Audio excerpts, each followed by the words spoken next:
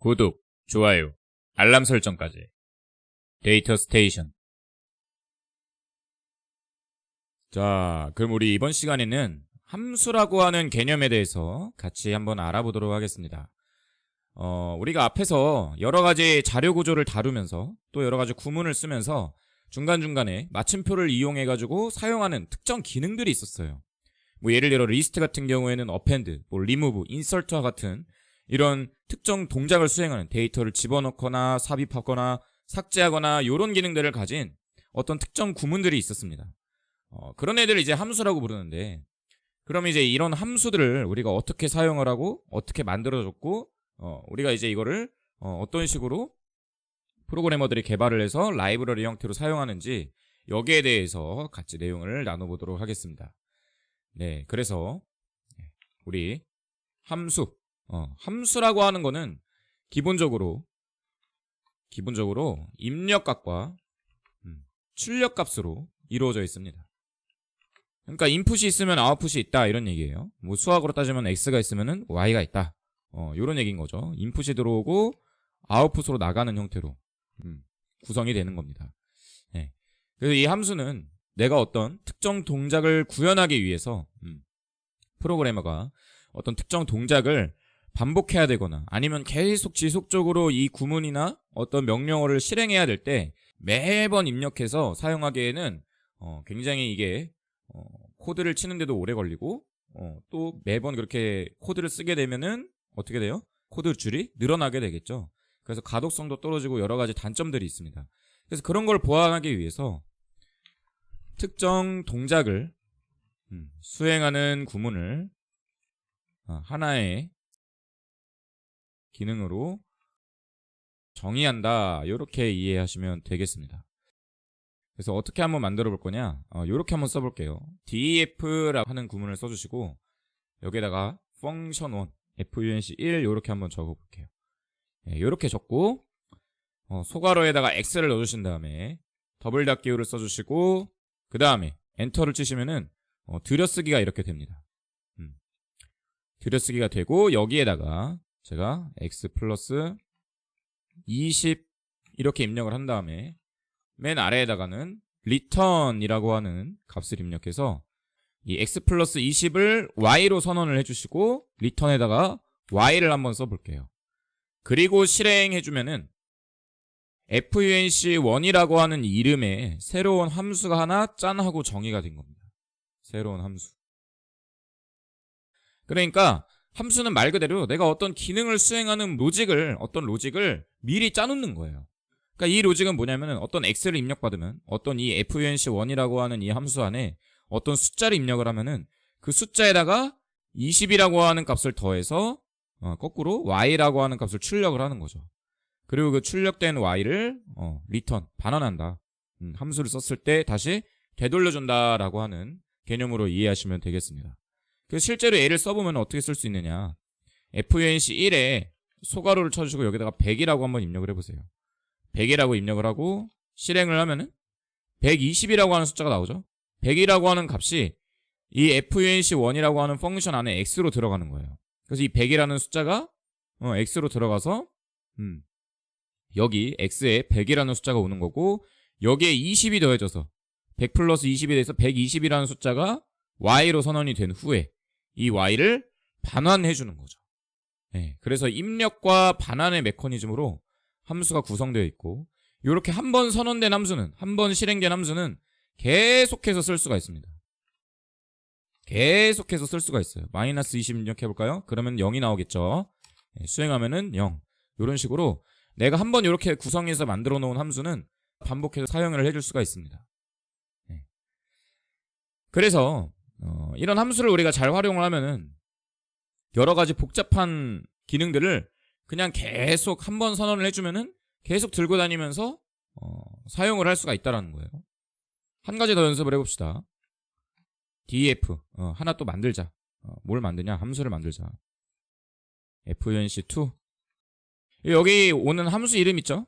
이런 함수 이름들은 여러분들이 원하는 이름 형태로 정해주셔도 돼요. 근데 이제 앞에 이제 항상 영문으로 이름을 시작을 해서 이렇게 띄어쓰기나 빈칸이 없이 만들어 주시기만 하면 됩니다.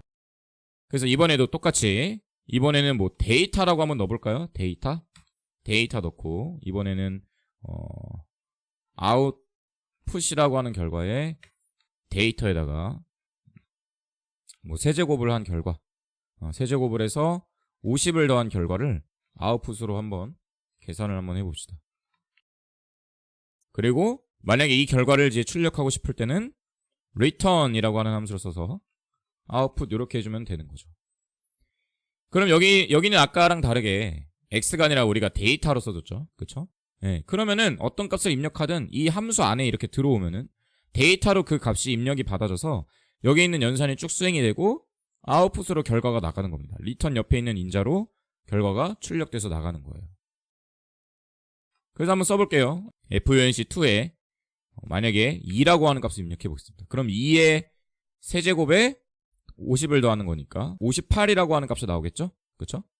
예, 그래서 실행을 해보면은 네, 요렇게 결과가 나옵니다. 그래서 이렇게 외부로부터 데이터를 입력받아주는 이 x에 해당하는 요거 있죠? 데이터에 해당하는 위에는 x에 해당하는 이 값 얘를 매개 변수라고 불러요. 파라미터라고 부릅니다. 파라미터 변수, 매개 변수. 예, 그러니까 외부에 들어오는 값이랑 이 함수 내부에서 수행되는 값에 연결고리를 해주는 거죠. 인풋 값으로. 예, 연결을 해주는 역할을 하고 있고요. 거기에 이제 이 값들이 합해지고 더해져서 return이라고 하는 아웃풋으로 출력이 되는 것을 보실 수가 있습니다. 이런 식으로 우리가 함수를 만들면은 원하는 기능을 이 함수 안에만 잘 집어넣기만 하면 모든 구현을 해줄 수가 있겠죠. 그러니까 가령 이런 것도 되는 거예요. 내가 만약에 이 함수 안에다가 조건문을 넣겠다. 이렇게 한번 해볼게요. func3 해가지고 이번에는 x로 한번 집어넣어 볼게요. 이 안에다가 조건에 따라서 리턴을 다르게 해주는 그런 구문을 한번 만들어 보고 싶다. 그래서 만약에 x가 50보다 크다면은 리턴 x에다가 30을 더한 값을 리턴해라. 이번에는 이 x에 30을 더한 걸 y로 따로 선언하지 않고 다른 변수로 x 플러스 30을 다른 변수로 선언하지 않고 바로 리턴했었죠? 그럼 이 값이 바로 출력이 되는 거예요. 바로 계산이 돼서. 만약에 그게 아니라면은 x에다가 뭐 5를 제곱해라. 요런 로직을 하나 만들어 본다는 거죠. 그러면은 얘를 이렇게 만들면은 어떻게 써줄 수 있는 거냐. 간단해요. 이 펑션 3 안에다가 내가 넣고 싶은 값을 입력을 해주면은 거기에 대한 연산이 되는 거죠. 50보다 작은 값 한번 입력해 볼까요? 2의 5제곱 한번 해볼까요? 2라는 값을 넣으면은 x에 2가 들어가고요. 그럼 이 함수 안에서 2라고 하는 값이 짠 하고 들어와가지고 조건식을 하나씩 판단해서 들어가겠죠? 2는 50보다 크지 않으니까 이 조건은 실행이 안 되고 바로 아래에 있는 조건으로 내려갈 거예요. 예, 그리고 여기 있는 조건이 실행이 되겠죠? 그러면은 2의 5제곱이라고 하는 결과가 나오겠죠. 2의 5제곱 32. 그럼 만약에 50보다 큰 값을 한번 넣어볼까요? 네, 펑션 3에 50보다 큰 100이라고 하는 값을 짠하고 넣어보면은 100에다가 30이 더해진. 왜냐? 이 100이라고 하는 숫자는 이 함수에 들어왔을 때 조건문을 이제 통과하게 되겠죠? 통과하는데 맨 첫 번째 이 100이라는 숫자는 50보다 크다라는 조건에 부합하니까 여기서 이제 결과가 출력이 되고 이 결과에 의해서 연산이 이렇게 완료가 되는 것을 보실 수가 있습니다. 이렇게 사용하는 것을 우리가 이제 함수라고 불러요. 이렇게 한번 선언을 해주면은 우리가 이 기능을 계속해서 쓸 수가 있는 거죠. 이렇게 한번 써보겠습니다. func3에다가 소괄호를 입력하지 않고 그냥 실행을 해보면은 이렇게 나오죠. function main. 얘는 함수의 구조로 이루어져 있다. 그래서 인자 x를 집어넣어라. 이렇게 이 함수에 대한 구조를 이렇게 설명을 해주고요. 소괄호만 이렇게 입력해서 넣어보면은 인자가 없기 때문에 에러가 발생하죠. 그렇죠? 예, 그래서 반드시 인자를 넣어준 상태에서 우리가 리턴 값을 받는 형태로 함수를 구성을 해야 된다. 예, 그래서 이렇게 우리가 사용을 해주는 게 함수입니다. 함수. 3이라고 하는 값 다시 입력해볼까요? 입력하면은 3의 5제곱인 243이라고 하는 결과가 짜잔 하고 나오죠. 예, 이런 식으로 내가 원하는 기능을 이렇게 만들어서 사용을 해줄 수가 있는 거예요. 여태까지 우리가 썼던 어떤 여러 가지 기능들이 있었죠. 예를 들어서 뭐 데이터의 개수를 세주는 length라고 하는 len이라는 기능, 요런 기능이었죠. list2에다가 제가 10, 20, 30이라고 하는 값을 선언한 다음에 len이라고 하는 함수 안에다가 list2를 집어넣으면은 이 안에 있는 데이터의 개수를 출력을 해준 거죠. 그쵸? 이 len이라고 하는 요것도 보시면은 펑션, 함수로 되어 있는 거예요. 함수. 이런 식으로 내가 이제 어떤 특정 기능을 만족하는 어떤 이런 함수들을 원하는 대로 만들어서 사용을 해줄 수가 있다는 거예요. 그래서 우리가 이제 앞으로 어떤 작업을 할 거냐, 우리가 앞서 만들었던 포문이나 이프문이나 아니면 여러 가지 연산들을 통해서 만들었던 여러 가지 파이썬 기능들 있죠. 그런 거를 이 함수 형태로 한번 만들어서 좀 더 간단하게 한번 써보자라는 거예요. 네, 그래서 이렇게 함수의 기본적인 기능까지 오늘 저희가 한번 알아봤고요. 다음 시간에는 이제 입력 함수와 출력 함수를 활용해서 우리가 여러 가지 다양한 기능들을 이 함수 안에다가 집어넣어 보도록 하겠습니다. 그래서 저번에 우리가 함수를 어떻게 만들었었죠? def라고 하는 구문을 써줘가지고 여기에서 우리가 어떤 원하는 값을 입력을 해서 다른 값을 반환받았죠. 인풋과 아웃풋의 형태로 함수를 구성을 해줄 수가 있었어요. 그래서 똑같이 function 1이라고 하는 값에 이번에 x라고 하는 값을 입력을 해주고 여기다가 y는 x 곱하기 20 더하기 40의 제곱 뭐 요런 함수식을 써서 y를 한번 출력을 해보겠습니다. 그래서 이렇게 만들어주고 function 1에다가 내가 데이터를 입력을 하면은 어떻게 돼요? 이 데이터가 계산이 돼서 출력이 되는 거죠. 2랑 20이 곱해지고 40에 2의 제곱이 돼서 1600이 된 다음에 1600에 40, 2 곱하기 20해서는 40의 결과를 곱해서 y로 출력을 해준 거죠. 이런 식으로 우리가 함수를 구성해서 내가 원하는 기능을 이렇게 착 하고 넣어서 사용을 할 수가 있었어요. 그리고 이 함수에서 나온 이 결과를 내가 다른 변수로도 선언을 당연히 할 수가 있습니다. 요렇게. 그럼 이제 이 함수에 의해서 계산된 결과는 뭐가 되는 거예요? num1이라고 하는 변수로 선언이 된 거예요. 그래서 입력값이 있고 이 결과값이 있는 이런 함수를 잘 활용을 하면 우리가 하나의 변수로도 이렇게 들고 다니면서 함수의 어떤 결과를 계속 들고 다니면서 사용을 할 수가 있습니다. 이렇게 써줄 수가 있고요. 또 이 함수는 어떻게도 우리가 구성을 해줄 수 있냐면은 입력값이 없이 구성을 해줄 수도 있어요. 함수는 기본적으로 제가 인풋이랑 아웃풋의 구조로 가지고 있다고 했는데 인풋을 없애도 함수가 사실 작동을 합니다. 자, 이렇게 한번 입력해 볼게요. function2라고 하는 값을 입력하는데 이번에는 우리가 여기 입력할 수 있는 이 공간에다가 아무런 값도 입력하지 않는 거예요. 파라미터를 안 써주는 거죠. 이렇게 해주시고 return 값에다가 파이썬 이렇게 한번 쳐볼게요. 그러면은 어떻게 되느냐, 이 function2를 한번 그냥 입력을 하게 되면은 인풋 값 당연히 없으니까 인풋 값을 받지 않고 여기 안에 있는 return 값만 이렇게 출력을 하게 됩니다.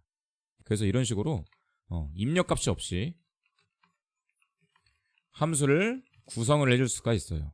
요렇게. 그리고 이 구성된 결과도 어떻게 해줄 수 있다는 거예요? 새로운 변수로 선언을 해줄 수가 있다는 거죠. 이런 식으로. 그래서 입력값이 없이 함수를 우리가 이렇게 만들어줄 수도 있다. 그러면은 이 결과값, 리턴이 없는 것도 구성이 가능하냐? 예, 가능합니다. 어떤 걸 이용해주면 가능하냐? 출력함수라고 하는, 프린트라고 하는 출력함수를 이용해주면은 출력값이 없어도, 리턴값이 없어도 내가 어떤 결과값을 바로 도출을 해내줄 수가 있어요.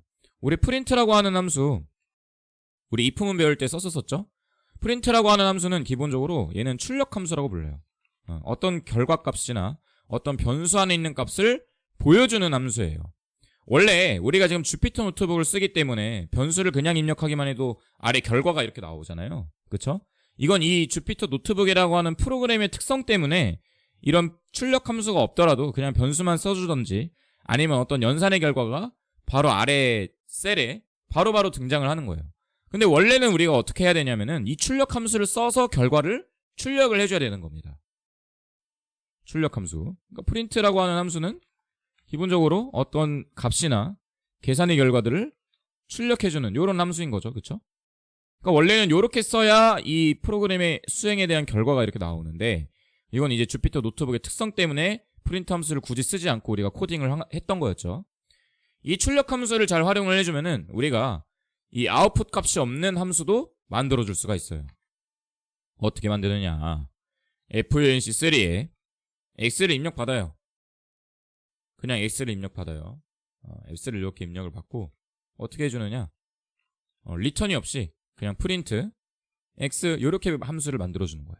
리턴이 없죠. 리턴이라고 하는 아웃풋 값이 없는데도 제가 함수를 그냥 짠하고 만들었죠.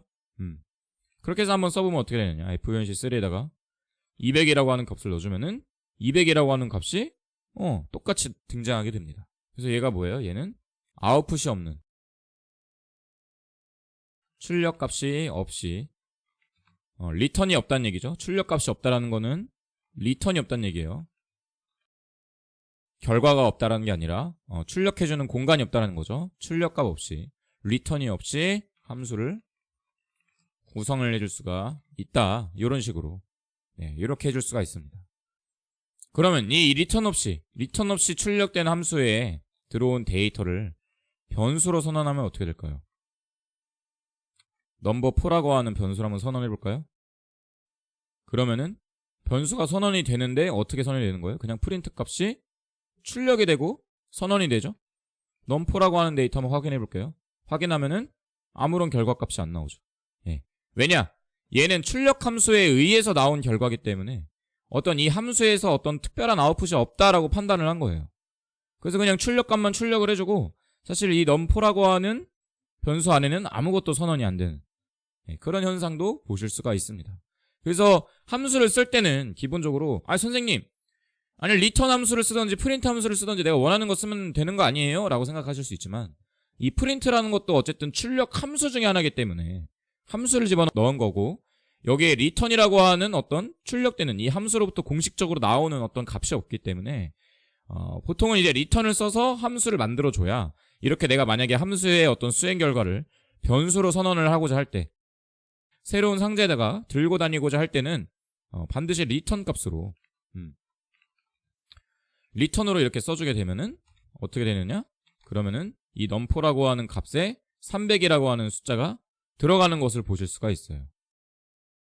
그래서 출력 없이, 리턴 없이 함수를 구성할 수도 있지만, 그렇게 구성을 하게 되면은, 리턴이 없이 함수를 구성하게 되면은 그 함수에 대한 결과를 변수로 선언했을 때 변수 안에 들어가 있는 값이 없는 형태로 이렇게 출력이 된다. 그래서 이거를 꼭 주의를 해주시고요. 리턴 쓰지 말고 프린트 쓰면 되겠구나, 이렇게 생각하시면은 이제 이 문제가 될 가능성이 있다. 변수를 선언해서 내가 어떤 데이터를 확인하거나 아니면은 연산에 대한 결과를 들고 다니고자 할 때 문제가 될 수가 있다라는 겁니다. 그래서 반드시 여러분들은 입력값이랑 출력값을 내주는 함수로 구성을 하는 게 사실 가장 안정적이고 함수를 깔끔하게 사용을 할 수가 있다라는 겁니다. 자, 한번 볼게요. 그래서 우리가 출력 함수를 이용해서 프린트라고 하는 함수를 이용해서 출력 없이, 리턴 없이, 이거 좀 헷갈리니까 리턴이라고 쓸게요. 그냥 리턴 없이 함수를 구성을 해줄 수가 있었다. 그럼 이번에는 출력 함수, 프린트라고 하는 함수를 배웠으니까 입력을 받을 수 있는 함수도 있겠죠. 뭐예요? input이라고 하는 함수가 있습니다. input 값을 입력하시오. 이렇게 한번 써볼까요? 이렇게 쓰면은 이 프로그램을 실행하면은 내가 어떤 무언가의 값을 입력할 수 있는 공간이 이렇게 짜잔 하고 나오게 돼요. 그럼 여기에다가 우리가 만약에 100이라고 하는 값을 입력하면은 100이라고 하는 이 텍스트 결과가 인풋 값에 들어가게 되는 거죠. 이거 우리 저번에 구문 연습할 때 간단하게 해봤죠. 그럼 이 인풋 값을 잘 활용을 하면은 우리가 함수를 하나의 그럴싸한 프로그램 형태로도 만들어줄 수가 있어요. 어떻게 만들어줄 수가 있느냐 볼게요. 제가 성적을 출력하는 함수를 만든다는 거죠. 저번엔 구문만 만들었죠.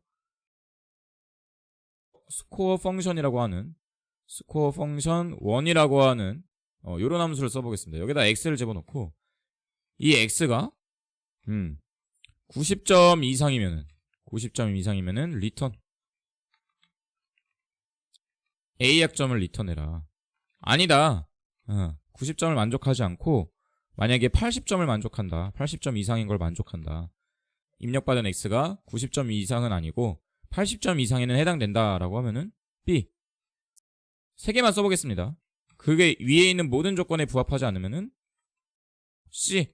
요렇게 한번 출력하는 함수를 한번 만들어 보는 거예요. 그럼 여기에 이제 우리가 값을 그냥 입력을 해서 여기에다 그냥 뭐 100이라고 입력하면 A가 나올 거고, 그쵸? 뭐 85라고 하는 값을 입력하면은 B가 나올 거고, 50이란 값을 입력하면 C라고 하는 값이 나오겠죠? 요렇게 함수를 만들어줄 수가 있는데, 우리가 여기에다가 입력 함수를 이용해서, input이라고 하는 함수를 이용해서 이 펑션 안에 얘네들을 판단하는 값을 넣어보자라는 거죠. 그럼 볼게요. 넘버 1이라고 하는 곳에다가 input 함수를 일단 값을 입력받습니다. 네, 그래서 성적을 입력하시오. 요렇게 한번 입력 받아볼게요. 그럼 만약에 내가 여기다가 50이란 값을 넣으면은 이 num1이라고 하는 값은 50이 되는 거겠죠? 근데 주의하셔야 될 거는 이 input이라고 하는 함수는 기본적으로 데이터를 받을 때 스트링, 문자 형태로 데이터를 받아요. 타입 확인을 해보면은 타입을 확인을 해보면 str이라고 하는 문자 형태의 값이 나오게 되는 거죠. 네, 문자 형태로 데이터를 받습니다. 그래서 이렇게 값을 입력받고 나서 얘를 숫자 형태로 변환을 시켜줘야 돼요. 변환을 시켜주던지 아니면은 이렇게 입력받을 수 있어요.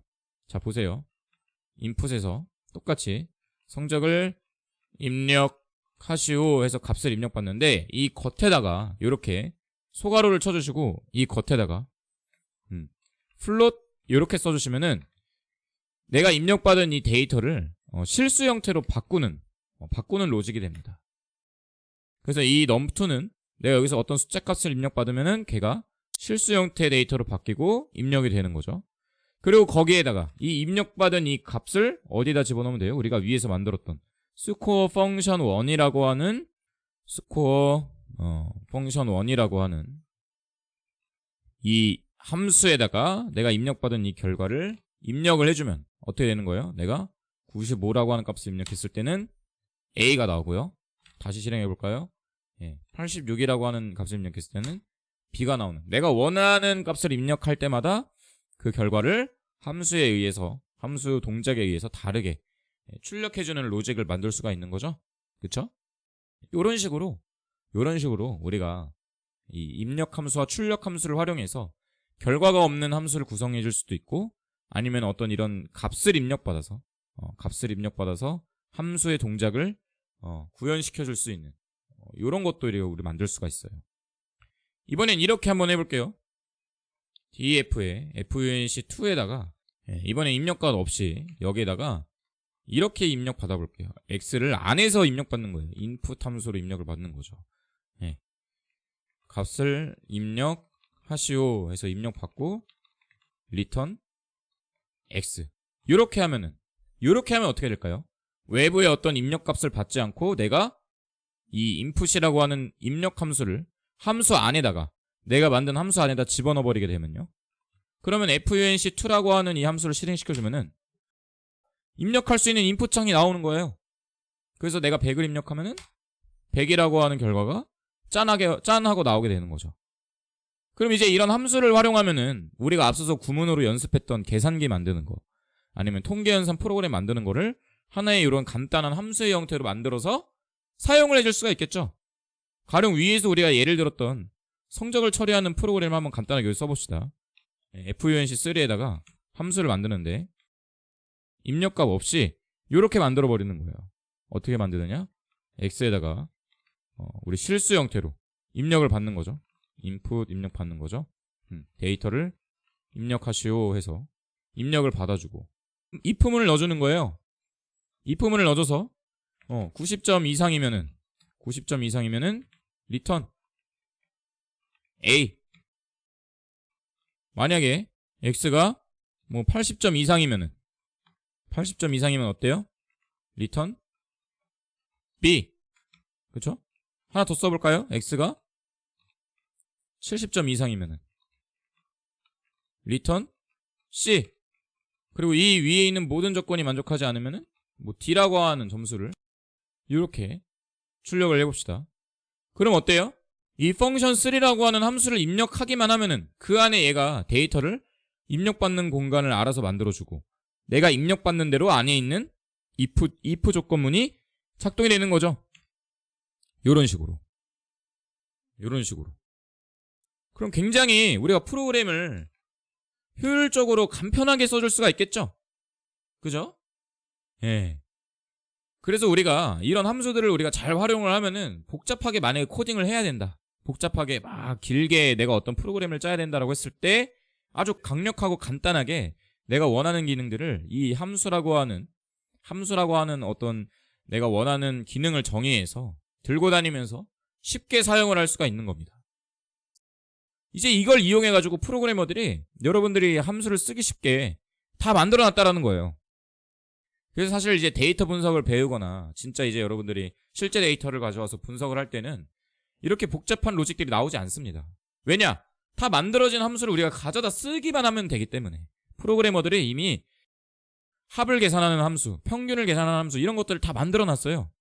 그렇기 때문에 우리가 이거를 복잡하게 이렇게 함수로 구성해서 아마 구문을 짜가지고 파이썬 코드를 막 해가지고 쓸 필요가 없다라는 거죠. 물론 개발자, 내가 어떤 웹을 개발하거나 뭐 이렇게 한다라고 하면은 이런 능력들이 필요하겠지만 데이터 분석을 하는 건 내가 어떤 그냥 계산의 결과를 확인을 하는 거잖아요. 그렇죠? 데이터 분석을 해서 내가 어떤 뭐 분석에 대한 결과를 본다라고 했을 때는 그럴 때는 이미 프로그래머들이 만들어 놓은 이런 형태의 함수들을 우리가 잘 가져다 쓰기만 하면은 우리가 어렵지 않게 파이썬을 이용해서 데이터를 분석할 수 있다라는 겁니다. 그래서 그 다음 시간에 우리가 이런 함수를 좀 활용하는 연습들을 간단하게 어렵지 않은 프로그램들을 우리 위에서 구문을 이용해서 다양한 프로그램들 만들었죠. 그거를 다 함수 형태로 바꿔서 실습을 한번 해볼 거고요. 그리고 이제 이런 함수들을 프로그래머들이 강력하고 사용하기 쉽게 만들어 놓은 아주 강력한 라이브러리라고 하는 개념에 대해서 같이 알아보도록 하겠습니다.